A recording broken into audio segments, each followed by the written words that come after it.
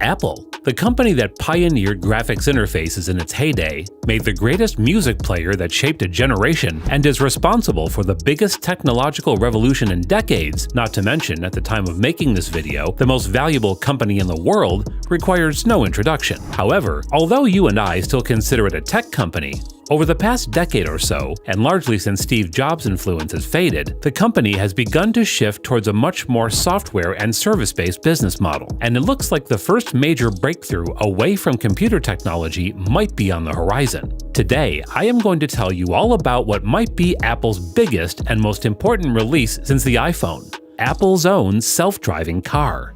If you are interested and want to learn more, then gear up in your fancy futuristic seats and keep watching till the end. Project Titan. Now, this part of the deal is still a little rough, but we can still guess a lot from what we know. First off, it is pretty much a given that the car's chip will be designed in-house and made by TSMC, the Taiwanese chip maker Apple also employs for their iPhone and Mac chips. For a while, it was rumored that Apple might partner with Hyundai Kia to make the automobile bits of the car, with reported plans for a $3.6 billion investment in Kia Motors. However, in February of this year, those companies came clean that the deal did not go through, and so that question is still in the air. However, what we can tell you is what isn't in the air, and that's the hirings. From a climate system expert from Volvo Car AB, a sensor engineer from General Motors Company's Cruise LLC, and multiple other engineers from Tesla of all places, it seems to me that they are now planning to do everything in-house. And with Apple's AI and machine learning chief John Giandria, the man who will probably be responsible for getting the software part of the thing settled, finally joining the team as well, I think they can pull it off. And honestly, if they manage to do it, I'm pretty sure they will be successful. Because while Tesla is too engrossed in the EV side of things, and their other competitors like Alphabet's Waymo focusing only on software, as Apple's exec Mark Gurman himself put it, the kinds of things we love to work on are those where there's a requirement of hardware, software, and services to come together. Magic occurs at that intersection. The timeline.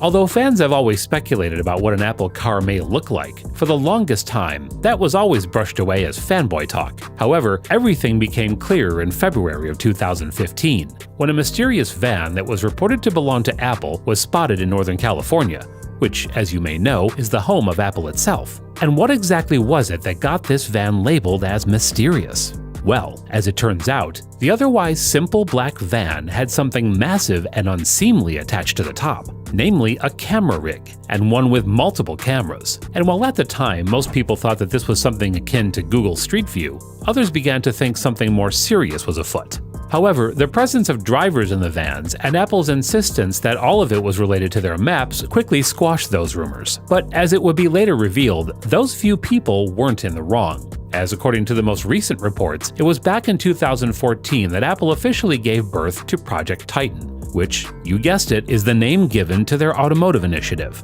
According to the Wall Street Journal, their sources claim that at that time, Apple already had hundreds of employees working on this so-called Project Titan. And not only that, they seem pretty serious about it too, with Steve Zadesky, Apple VP of Product Design, leading the project under Dan Riccio, Apple's head of hardware engineering. Now, the next few years remained quiet, and it was only 2 years later in 2016 that Apple next opened up about the project. Steve Zadesky announced his plans to exit the project, and soon afterwards, in July, the former Apple exec Bob Mansfield, who had retired from the company earlier in 2012, rejoined as the project's new head. And finally, in June of 2017, Apple's upper management finally opened up regarding it, with CEO Tim Cook himself speaking about, and as a result confirming the rumor, that the project was in fact real. We're focusing on autonomous systems. It's a core technology that we view as very important. We sort of see it as the mother of all AI projects. It's probably one of the most difficult AI projects to actually work on. Now, this actually happened because of software regulations requiring a lot more publicity.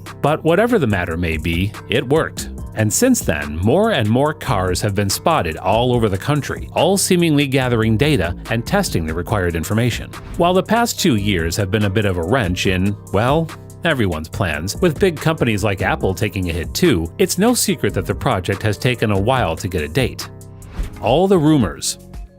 Just this week, reporters from Bloomberg revealed that the California tech giant is looking to not only hasten its efforts toward the car, but has started to finally realize what the project will look like. You see, for the longest time, the project was just meant as an exploration of different options, with the two main ones being a car that sold because of its electric nature, with performance and speed being its selling points, or one that focused on being able to drive without human intervention. And as we've already mentioned, they seem to have decided what exactly it is they're going to do, with the article claiming that under the leadership of Apple Watch software executive Kevin Lynch, the company developers are now focusing solely on the second option. According to the site's sources, unlike Tesla and other electric cars, which are only slowly increasing the self-driving functionality of already existing cars, Apple is instead trying to push towards a car that has a fully self-driving system in the first version. This is big news, guys, because while the project has been on and off since 2014, we finally seem to be getting confirmation that the company is taking this seriously.